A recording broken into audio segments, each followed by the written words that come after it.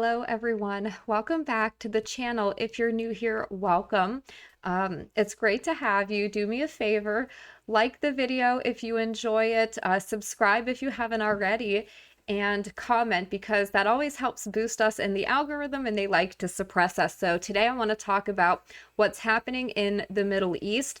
As you guys know, it's a very complex topic. We're not going to be delving into the history of everything, but I know a lot of people are concerned that we could be going into like a World War III type scenario. So I'm just going to give a trigger warning. We're going to be talking about some disturbing topics today, especially news coming out of the Middle East in the past week. I want to make a recommendation though here for some reading for you guys. I highly recommend the book Orthodoxy and the Religion of the Future by the Blessed Father Seraphim Rose. I also recommend Orthodoxy and the Kingdom of Satan by Father Spiridion Bailey. And I recommend people read the writings of Saint Paisios, especially with regards to this topic, because certain things I'm seeing, like Erdogan in Turkey making threats to invade Israel, I'm like, oh my gosh, I think St. Paisios talked about this. So anyways, we're going to get into this, and also because it's just the right thing to do. When you see something horrific happening, then I think that we all have a right to speak up about it. So I'm just going to go ahead and get right into the video. I've given my trigger warning. We are going to be talking about some sensitive topics here, some disturbing things. So if that's something you don't want to watch, look away, I guess, but I would encourage you to stick with it and to see what's happening in the world, and especially what's being done with American tax dollars and in our name. So the first video I want to bring to you guys comes from X. This was posted July 22nd, so not that long ago. This is what a Jewish American doctor, Mark Perlmutter, saw when he was in Gaza. Now, we're not going to be playing the full thing here, of course, because of copyright and whatnot, but I want you guys to listen to what he says because this is so disturbing. When were you in Gaza? End of April for the first couple weeks. And then there's sniper bullets. I have children that were shot twice. Wait, you're saying that children in Gaza are being shot by snipers? Definitively. I have two children that I have photographs of that were shot so perfectly in the chest I couldn't put my stethoscope over their heart more accurately, and directly on the side of the head in the same child. No toddler gets shot twice by mistake by the world's best sniper.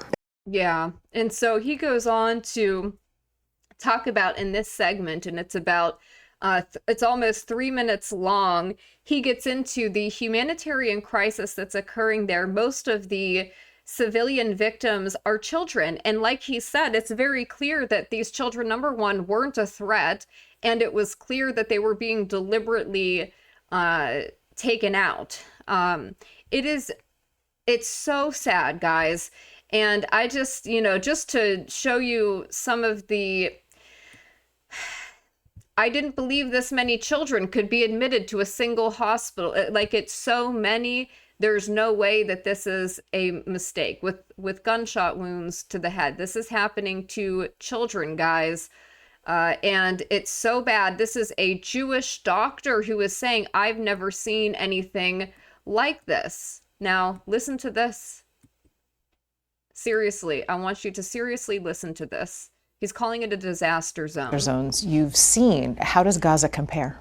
All of the disasters I've seen combined, 40 mission trips, 30 years, ground zero, earthquakes, all of that combined doesn't equal the level of carnage that I saw against civilians in just my first week in Gaza. And when in just his first week, he's saying, worse than ground zero, guys. And it's mostly children. Listen. you say civilians, is it mostly children? Almost exclusively children. Half the population in Gaza is children, I believe, so this is not surprising, but he's saying it's almost exclusively civilian children who are the victims of this, and he's never seen anything like it. And again, this is an experienced doctor, And so for him to be saying this, I mean, it has to be quite jarring. And I think that if that doesn't move you, I don't know what will. The things that are happening to the things that these children are seeing is just horrible. So they even have a word for it: wounded child, no surviving family, WCNSF. That's what their little acronym they use for it. Wounded child, no surviving family. And then you wonder, why these kids grow up to be disgruntled. I wonder why. Look what is happening to them. Now, I thought this was great. Dave DeCamp posted this. He says, as Netanyahu addresses Congress, remember he was at Congress last week, he says this warning from George Washington against having, quote, a passionate attachment to another nation seems pertinent from his farewell address in 1796, quote, a passionate attachment of one nation for another produces a variety of evils. Yes, this shouldn't be controversial or difficult to understand. Sympathy for the foreign or the favorite nation, facilitating the illusion of an imaginary common interest in cases where no real common interest exists.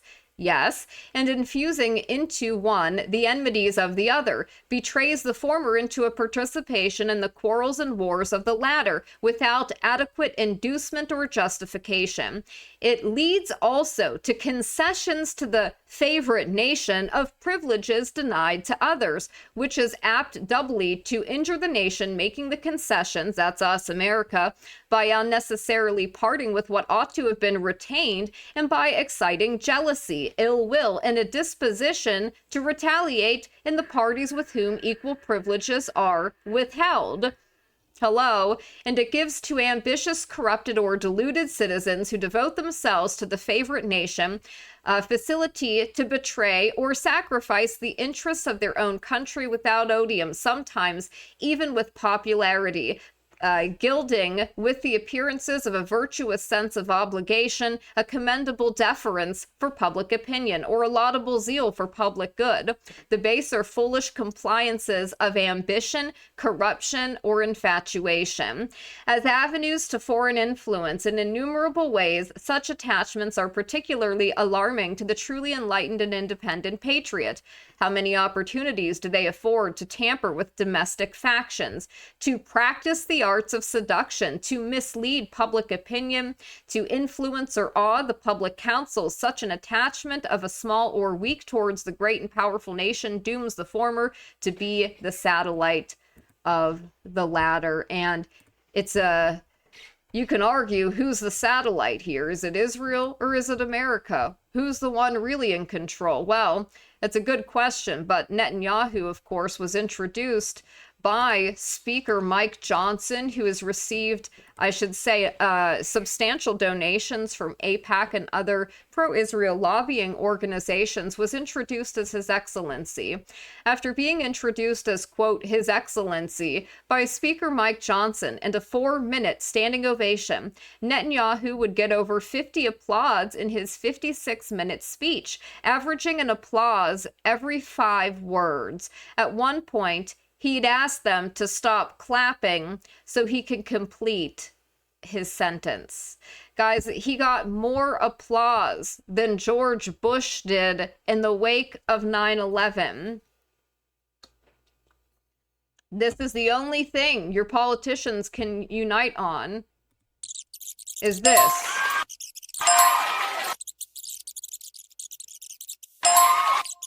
Look at this. I'm gonna let it play. I'm letting it play. This is the entire 56-minute speech distilled down so you can see clapping seals, clapping hyenas on both sides. Literally. This is the only thing both sides can unite on, is to provide thunderous applause, to clap like trained seals and hyenas for His Excellency as he talks about his desire for more American money and resources to launch and continue his campaign of slaughter.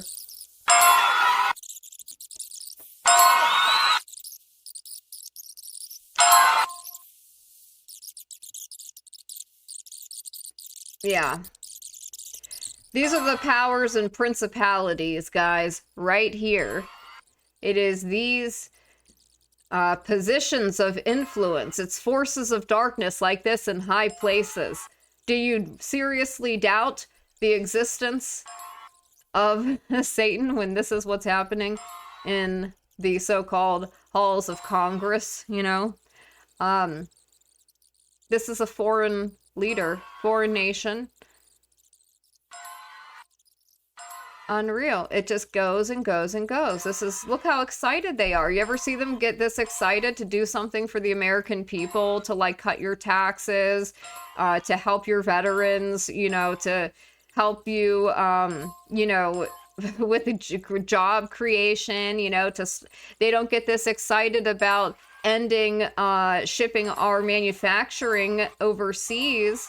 You know, where's their excitement to help American people, their so-called constituents? But you can see who their real constituents are, the people who fund their campaigns. AIPAC funds all of these campaigns. It is absolutely insane to watch.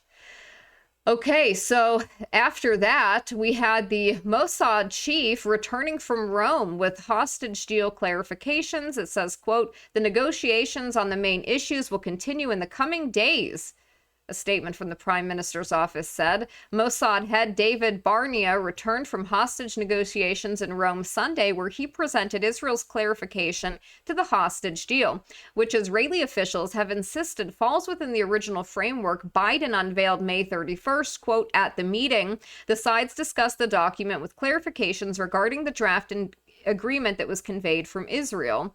The negotiations on the main issues will continue in the coming days." Well, would you like to know what's happened? A lot of things have happened. Here's what was going on around the same time. Israeli sources are now confirming the horrific CNN and New York Times reports of the condition of Stede Timon. I guess that's how you say it. I don't know how to pronounce these Israeli words. Excuse me. I apologize. They include, listen to this. This is worse than Abu Ghraib. Electric shocks, amputations due to bad conditions, severe beatings, surgery without anesthesia, playing loud music until inmates' ears bleed, deaths due to bad sanitary conditions, systematic T and SA. Sources in the Israeli Justice Department are saying the evidence is so clear and the case is so severe, it will be an open and shut case for international courts. This is a horror that will never be forgotten, a permanent stain on the state of Israel. Indeed. Then we had this. Right now, Israeli military police at Stede Timon, or however you pronounce it, jail, to arrest soldiers for the R&T of Palestinian detainees. Soldiers on the scene are resisting arrest. Several government ministers and MPs are on their way to support the soldiers. In essence, soldiers are in open rebellion for the right to SA prisoners, and more coalition politicians are joining them, from Likud, Jewish Power, and more. Context: Stede Timon has been acting as a T camp for months. The testimonies of inmates, physicians, and soldiers who serve there are horrifying. What the MP is doing is to try and show minimal levels of enforcement to fend off the international criminal courts. Even that is unacceptable to some. Here is one testimony. More horrific than Abu Ghraib, lawyer recounts visit to Israeli detention center. Incredible. Armed and masked soldiers backed by civilians and MKs show up at the jail where soldiers are held for the R of a Palestinian detainee. Civilians have broken inside through the ranks of police. This is the closest we've seen to a civil conflict. 3 years ago, Yuval Abraham published a story about the militias growing within the army, siding with extreme settlers in ways army leadership does not. Today, those very militias, so far attacking Palestinians, are turning on the army economy itself. Especially worth paying attention to the fact that not one person has been arrested. Dozens of civilians invaded 2 military bases trying to free soldiers suspected of SA with leading politicians' support. One of those politicians happens to be in charge of the police. This is insane. Israeli soldiers severely GR'd a Gazan detainee at the Stede Timon T camp. The case was so extreme, the victim had to be hospitalized, and the IDF had to detain 10 reservists. Israeli ministers are now calling the arrests holy and heroes, demanding their release. This is insane. A campaign of persecution against our holy soldiers. One, what they call T, was taken to the hospital with bruises on his buttocks. Guys, this is sickening. It's sickening.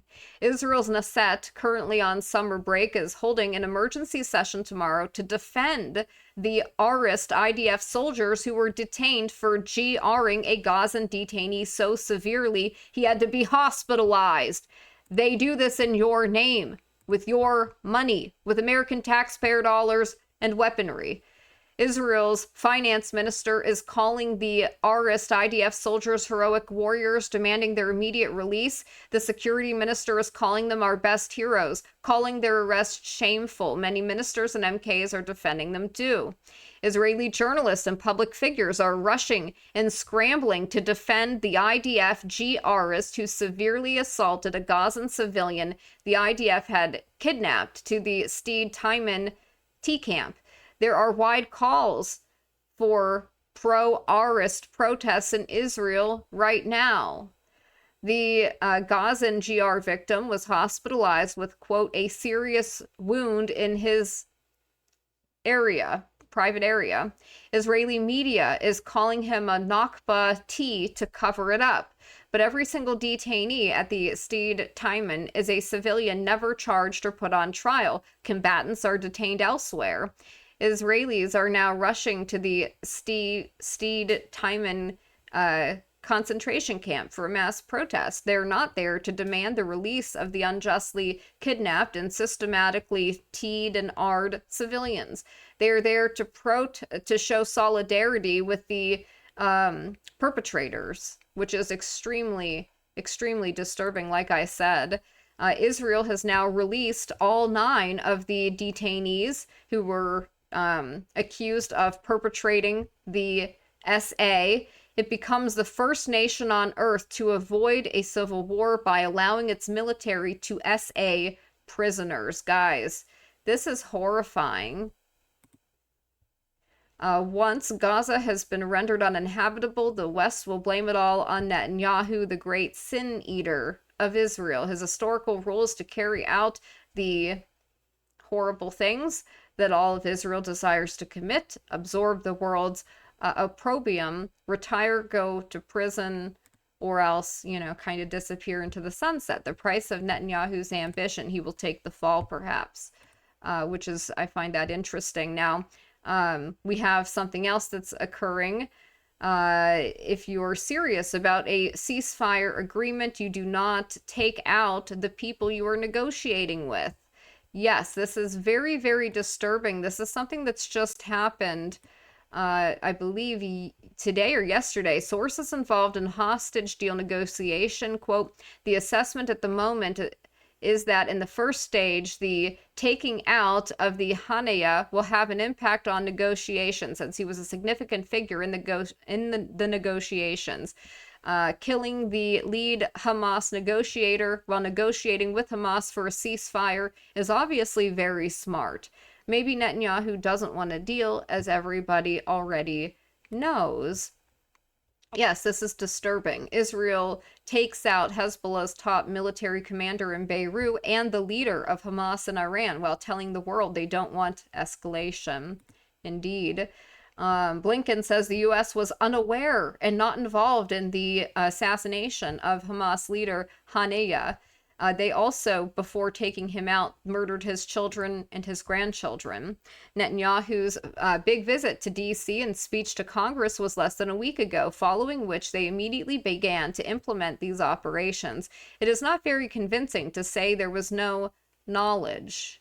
Indeed, Max Blumenthal says everyone from Netanyahu's son Yair to Israel's economy minister Nir Barkat to Justice Minister Yarvin Levin has chimed in to defend the right of soldiers to our Palestinian prisoners. What was intended as a legal charade to demonstrate to the ICC Israel could hold its soldiers accountable for crimes, in this case, the GR of a prisoner at the Steed Tiemann camp, has backfired and exposed the psychological sickness emanating from the heart of Israeli society. The sadistic tea that has taken place at Steed Tiemann and other dungeons was undeniably fueled by state-led propaganda hoax accusing Hamas of this act on the day of infamy in the 10th month on the 7th day.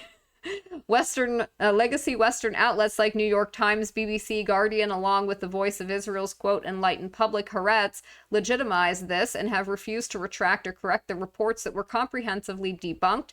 Thus, to the common Israeli, Hamas militants not only violated women before taking them out, their cruelty emasculated them, the men who supposedly conquered the land. So they propagandize their own people to get them to engage in horrifying things. They put out this propaganda that has been debunked, numerous times at this point, but they continue with the lie to do this. They also, by the way, took out a Al Jazeera journalist, Ismaili Al-Ghul. And so, we have to ask these questions, guys, of what is going on and what is being done in your name. Do you support the targeted taking out of an Al Jazeera journalist? I don't think so. Not in my name, not with my taxpayer dollars. Unacceptable.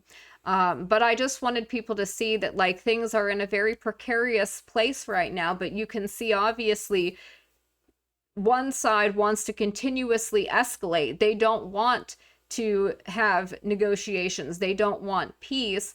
They continue to provoke and do these horrific things. And I would recommend reading Rise and Kill First. This is a book put out by New York Times journalist Ronan Bergman. This is about Israel's targeted assassination program. It is a very dense read. The book is probably like 2 inches thick. I have it upstairs. I have to confess that I did not finish it, but I think it offers a pretty comprehensive and disturbing look at these extrajudicial programs that are occurring around the globe by this one rogue state that acts more like a mafia than a legitimate government. Okay, that's it. That's all I have for now. I'm interested to know your thoughts on this, and I hope you guys have a good day. Bye.